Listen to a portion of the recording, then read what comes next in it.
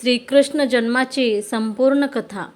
द्वापारयुगात पृथ्वीवर राक्षसांचे अत्याचार हे वाढतच होते.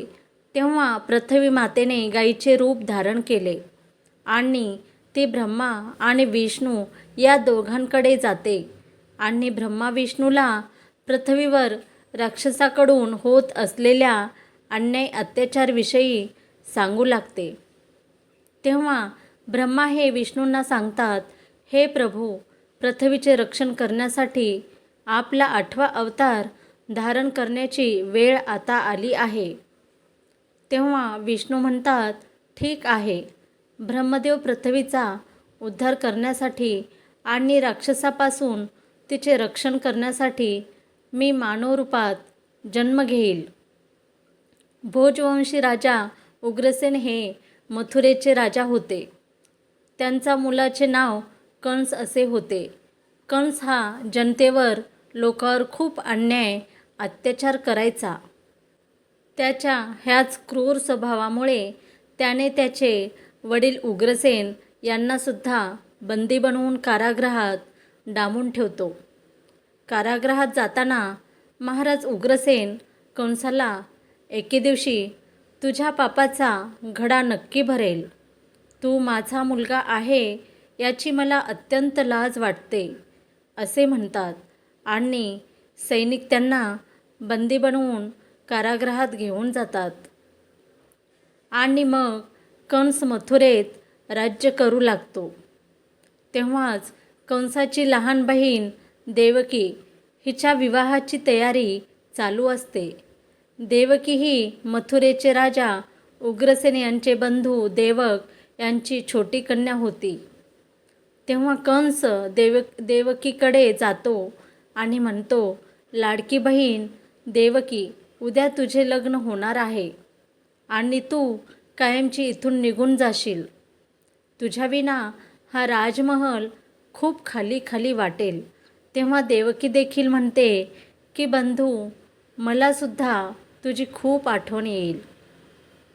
मग दुसऱ्या दिवशी देवकीचा विवाह वासुदेव नावाच्या यदुवंशी सरदारासोबत होता. मग देवकी आणि वासुदेव या दोघांचा विवाह पार पाडल्यानंतर कंस वासुदेव याला म्हणतो की माझ्या बहिणीवर खूप प्रेम आहे, म्हणून देवकीला मी माझ्या रथावरून स्वतः सोडायला येणार. तेव्हा वासुदेव देखील म्हणतात की ही माझ्यासाठी खूप सौभाग्याची बाब आहे. महाराज कंस. मग कंस विवाह संपन्न झाल्यानंतर देवकी आणि वासुदेव यांना आपल्या रथावर बसवून सोडायला निघतो. देवकीच्या वडिलांनी तिला सोबत भरपूर धन, धान्य, दागिने दिलेले असतात.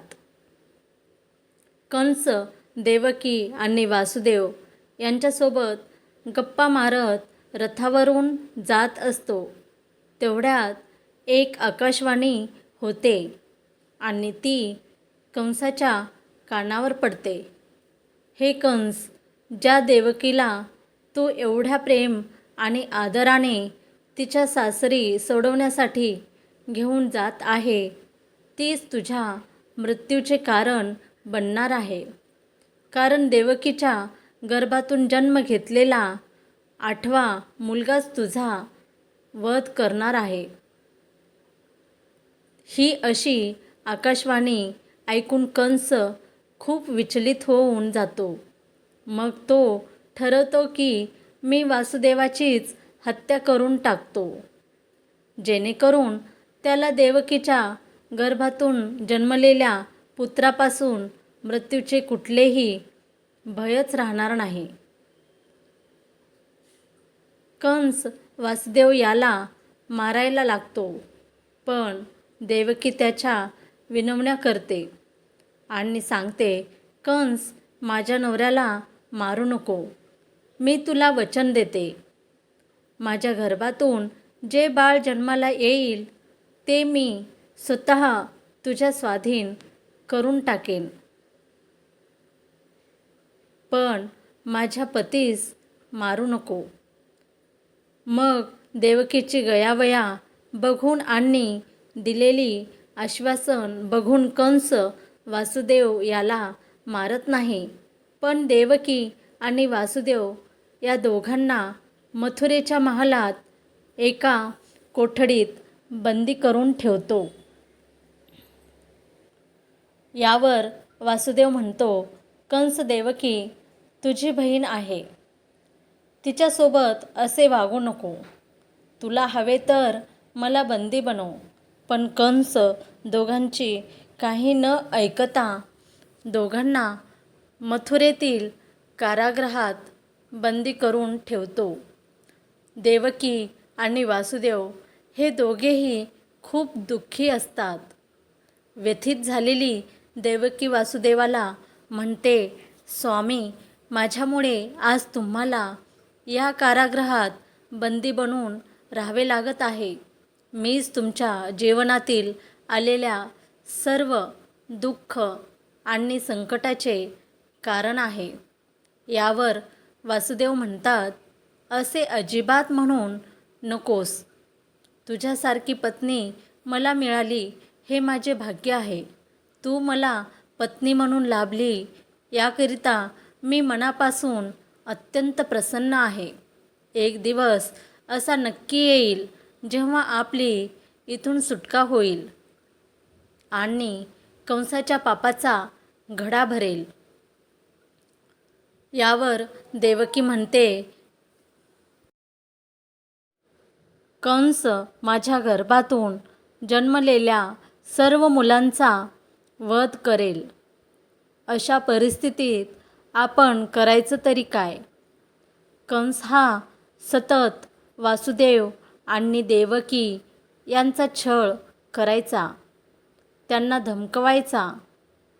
देवकी ज्या पुत्राला जन्म द्यायची त्याला देवकीकडून हिसकावून घ्यायचा आणि तिच्या डोळ्यादेखत तिच्या बाळाला मारून टाकत होता. दुराचारी कंसाने एक एक करत देवकीच्या एकूण 7 पुत्रांना तिच्या डोळ्यादेखत मारून टाकले. वासुदेव आणि देवकी देवाला प्रार्थना करीत होते की कंसाच्या अत्याचारातून बाहेर पडण्यासाठी आम्हाला मार्ग दाखव, आमचे याच्यापासून रक्षण कर. मग काही कालांतराने देवकीच्या 8व्या पुत्राच्या जन्माची वेळ येते. म्हणून कंस कारागृहात देवकी आणि वासुदेव यांच्यावर पहारेकरींना सांगून कडक लक्ष ठेवू लागतो. देवकी आणि वासुदेव हे कंसाच्या कारागृहात कैद आहेत. ही बातमी नंद गावातील वासुदेव यांचे मित्र नंदराजा यांच्या देखील कानी पडते. मग देवकीच्या 8व्या पुत्राचा जन्माची वेळ जवळ आलेली असते आणि दुसरीकडे नंद राजाची पत्नी यशोदा ही देखील गर्भवती असते.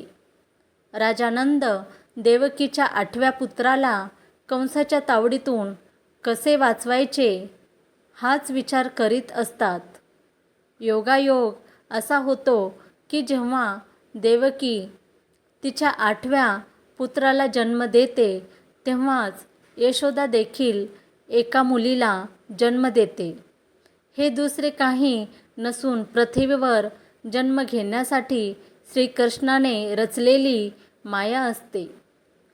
मग भाद्रपदच्या कृष्ण पक्षाच्या अष्टमीला रोहिणी नक्षत्रात श्रीकृष्णाचा जन्म होत असतो.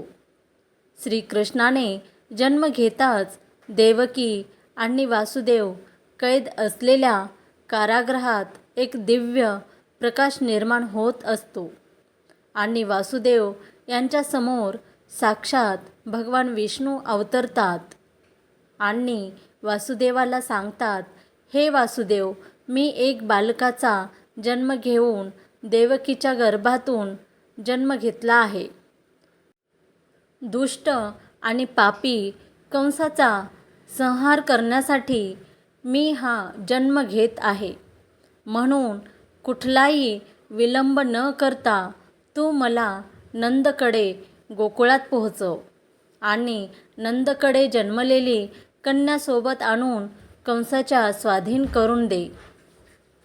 असे म्हणताच विष्णू अंतर्धान पावतात. मग अचानक वासुदेवाच्या हातातील बेड्या आपोआप सुटतात. कारागृहातील दरवाजे त्यांच्यासाठी उघडी होतात आणि सर्व पहारेकरी गाढ निद्रेत जाऊ लागतात आणि देवकी बेशुद्ध अवस्थेत पडलेली असते. मग वासुदेव त्या जन्मलेल्या बाळाला एका टोपलीत ठेवतात आणि डोक्यावर टोपली ठेवून भर पावसात वादळ चालू असताना निघतात.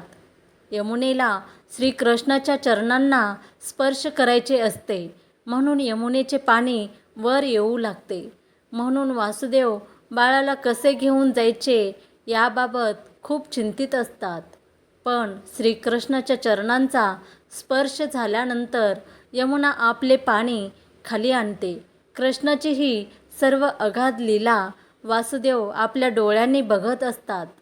मग यमुना पार करून वासुदेव श्रीकृष्णाला घेऊन नंदकडे गोकुळ येथे पोहोचतात आणि गोकुळात जाऊन वासुदेव राजा नंदला सांगतात की मी ह्या बाळाला तुझ्याकडे सोपवित आहे. हाच मोठा झाल्यानंतर अत्याचारी कंसाचा वध करून मथुरावासियांना त्याच्या अत्याचारातून मुक्त करेल. यावर राजा नंद म्हणतात, मित्र वासुदेव, यशोदा आता गाढ झोपेत आहे.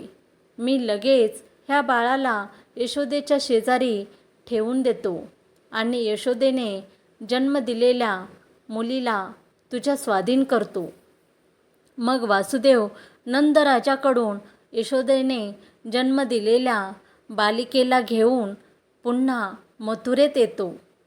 वासुदेवने कारागृहात प्रवेश करताच कारागृहातील दरवाजे आपोआप बंद होऊन जातात. वासुदेवाच्या हातात पुन्हा बेड्या येऊन लागतात. सर्व पहारेकऱ्यांना देखील जाग येऊ लागते. मग बाळाच्या रडण्याचा आवाज येताच पहारेकरी कंसला जाऊन सांगतात. वासुदेव देवकीला सांगतो की देवकीच्या गर्भातून जे 8वे बाळ जन्माला आले आहे ते मुलगा नसून मुलगी आहे. हे ऐकून पहारेकरी कंसाला सांगतात की देवकीने पुत्र नव्हे पुत्रीला जन्म दिला आहे. तेव्हा कंसाला वाटते की त्याच्या भीतीने देव देखील घाबरले आणि त्यांनी जन्म घेतला नाही. विधीचे विधान बदलले आहे. पण मी कुठलाही धोका पत्करणार नाही. देवकीच्या गर्भातून जन्मलेल्या कन्येचा देखील वध करून टाकेन. मग कंस देवकीकडे त्या मुलीला हिसकावण्यासाठी जातो. तेव्हा देवकी कंसाला म्हणते, कंस, तुला माझ्या 8व्या पुत्रापासून धोका आहे. ही तर मुलगी आहे. मग हिला का मारतो आहेस? हिला मारू नको. पण कंस देवकीचे काहीही न ऐकता त्या मुलीला देवकीकडून हिसकावतो आणि जमिनीवर फेकू लागतो. पण तेवढ्यात ती कन्या कंसाच्या हातातून सुटून हवेत जाते आणि अचानक देवीचे रूप धारण करते. देवी त्याला म्हणते, कंस, मला मारून तुला काय लाभ होणार आहे? तुला मारणारा तर ह्या पृथ्वीवर जन्म घेऊन आलेला आहे आणि तो गोकुळात राजा नंद आणि यशोदेकडे पोहोचला आहे. एवढे बोलून देवी अंतर्धान पावते. हे ऐकून कंस खूप चिडतो. मग कृष्णाला मारण्यासाठी कंस अनेक राक्षसांना गोकुळात पाठवतो. पण कृष्ण सर्व राक्षसांचा अंत करून टाकतो आणि मग मोठा झाल्यानंतर मथुरेत येऊन कंसाचा वध करून तो राजा उग्रसेन वासुदेव देवकी मथुरेतील जनता यांची कंसाच्या तावडीतून कायमची सुटका करतो. अशा पद्धतीने श्रीकृष्ण जन्माची गोष्ट आहे. ही जर गोष्ट तुम्हाला आवडली असेल तर व्हिडिओला लाईक करा आणि चॅनलवर नवीन असाल तर चॅनलला सबस्क्राईब करायला विसरू नका आणि बेल आयकॉनची घंटी दाबा जेणेकरून नवनवीन व्हिडिओ सर्वात आधी तुम्हाला पाहायला मिळतील. धन्यवाद.